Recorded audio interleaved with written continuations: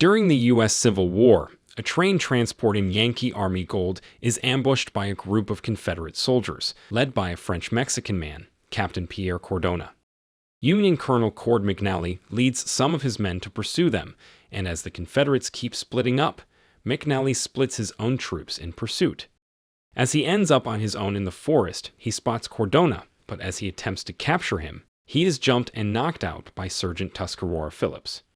They take him hostage and have him lead them as they try to escape through Union territory, but as they approach a Union camp, McNally shouts out and escapes. Most of the Confederates escape, but McNally manages to pull Cordona from his horse and knock him out. Tuscarora hides under the water, and when the Union soldiers ride past him, he goes back to help Cordona, but McNally captures him as well. McNally wants information from them, as it's the fourth time Union gold has been stolen by the Confederates, and he knows they're getting information from someone. McNally offers to let them escape, but Cordona and Tuscarora refuse to give him answers, and are placed in a prisoner of war camp. After the Civil War ends, as Cordona and Tuscarora are being released, McNally is waiting to greet them and invites them for a drink. He doesn't hold them responsible for the acts they committed. He considers it part of war, but he wants the traitor who is giving them information about the gold shipments. One of McNally's officers and friends, Lieutenant Forsythe, was injured during the robbery and died. They tell McNally that it was two men, but it was dark, and one was a big man with dark hair, and the other was smaller with white hair, but they don't know their names. Tuscarora tells McNally that he's going to Rio Lobo to work for the old man, Phillips, who brought him up. McNally tells them he can be reached through the sheriff in Blackthorn, Texas, if they ever have any more information for him about two traitors. Sometime later, McNally gets a message from Cordona to meet him. The Blackthorn sheriff, Pat Cronin, tells him Cordona is in the hotel waiting for him. As they are talking, a stagecoach pulls up in the town transporting a woman called Shasta Delaney. She tells Pat that there's been a murder in Rio Lobo that was committed by one of the town's sheriff's deputies. Pat insists he can't do anything about it as it's out of his jurisdiction.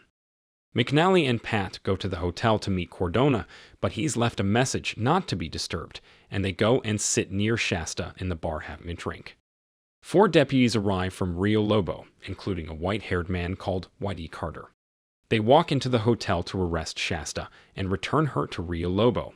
She denies his story and tells Pat that Whitey is the man who killed her friend. Whitey says it was self-defense.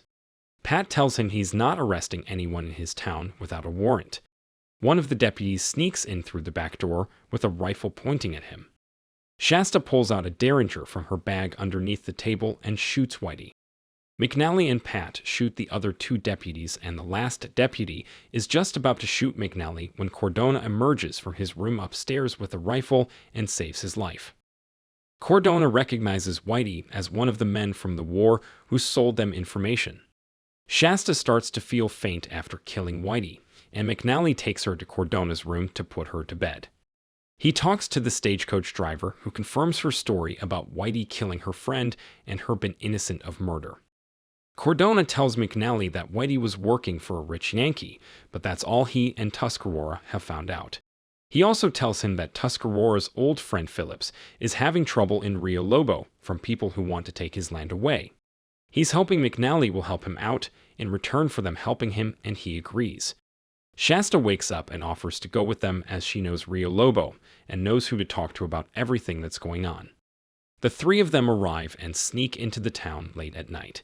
They go to see Tuscarora's girlfriend, María.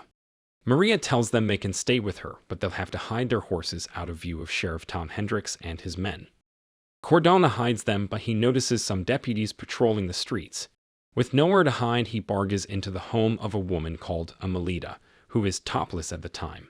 They introduce themselves, she dresses and checks outside, and when it's all clear, he runs back to Maria's. Cordona thinks they should go to Tuscarora's in the morning, but McNally doesn't think they should. If the sheriff and his men are watching the town, he reckons they'll be watching the ranch. Shasta suggests going into town, faking a bad tooth to talk to the dentist, who is a friend of Tuscarora's, and find out what's going on, so that Hendricks doesn't get suspicious about a stranger arriving. Tuscarora arrives in town with a herd of horses he leaves at the stable and goes to the hotel where Maria works to greet her. McNally arrives and keeps his head down to avoid being noticed, and witnesses Hendricks' deputies beat Tuscarora up after accusing him of stealing the horses. Maria tries to intervene, but she is knocked down. Hendricks comes walking out and tells them to put Tuscarora in jail. Maria is crying, and McNally approaches her as a stranger to avoid suspicion and tells her to go inside. He tells Hendricks he's just in town to see Doc Jones about his tooth. Knowing that Hendricks and his men will be watching them through the window of his surgery, Doc Jones pretends to remove McNally's tooth while giving him information about what's going on. He tells him that a man called Ketcham is running the town after arriving when the war ended. Hendricks had killed the old sheriff and been given the job by Ketcham. He tells McNally that they will probably use Tuscarora to blackmail Phillips and run off all his stock so that he's trapped inside and threaten to hang Tuscarora unless he sells his land for a quarter of what it's worth. McNally tells Cordona and Shasta the situation and they go out to Phillips' ranch to try and help him. They knock out the 3 deputies who are trying to keep him prisoner in his home but are unable to approach the door through fear of being shot by the old man. Shasta goes to see him, and he pulls her inside and tells McNally and Cordona to enter with their hands in the air. They explain they are friends of Tuscarora's and are trying to help him get out of jail. Phillips knows Ketcham's ranch well, so McNally suggests they go and capture him and use him to bargain with Hendricks to release Tuscarora. They leave Shasta with a friend of Phillips and go out to sneak into Ketcham's ranch at night. They quietly take care of his men who are patrolling his home. McNally and Cordona look through the window, and Cordona recognizes Ketcham as the traitor who sold them information during the war. It's a sergeant major who McNally knew. McNally breaks through the door and gives Ketcham a beating while Cordona and Phillips fire bullets at his men outside to keep them from getting in. McNally beats Ketcham until he agrees to sign over all the deeds he has from all the years of stealing. He agrees after an oil lamp is knocked over and his legs catch fire. They use him as hostage to get away on horseback. McNally realizes that if they trade Ketcham for Tuscarora, Hendricks and his men will just pursue them, capture them, and kill them. So instead of trading him, McNally thinks they should order Hendricks and his men to leave the jail so they can join Tuscarora and hold out while Cordona goes to get the cavalry. A deputy arrives at the jail to tell Hendricks what has happened at Phillips' ranch. Hendricks tells his men to guard the main road and prevent anyone from going in or coming out. McNally goes to Maria's. She's happy that they have Ketcham, but Amelita has been attacked by Hendricks.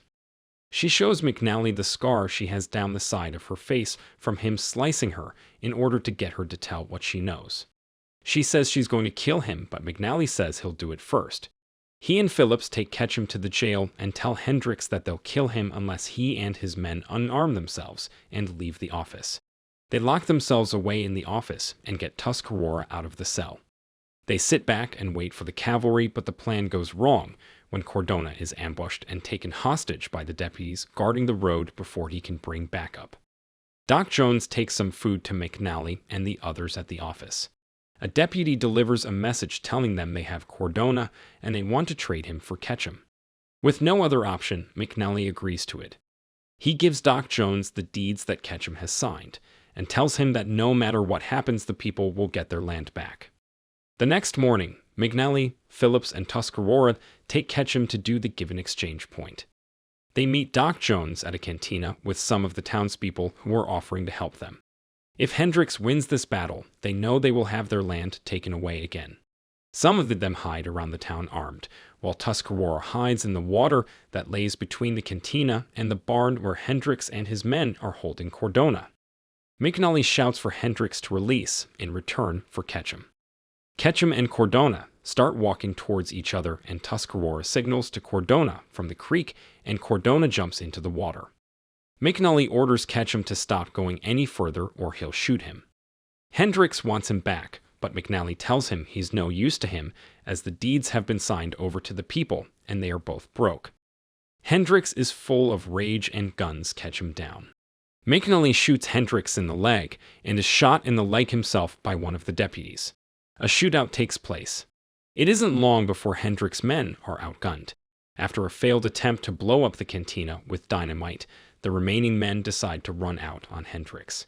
Hendricks tries to stop them from leaving by firing at them.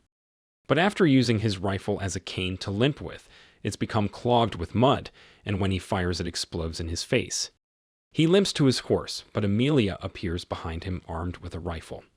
He tries to swing around and shoot her, but he's not fast enough, and she kills him with 2 shots. Tuscarora is reunited with Marie and Cordona with Shasta.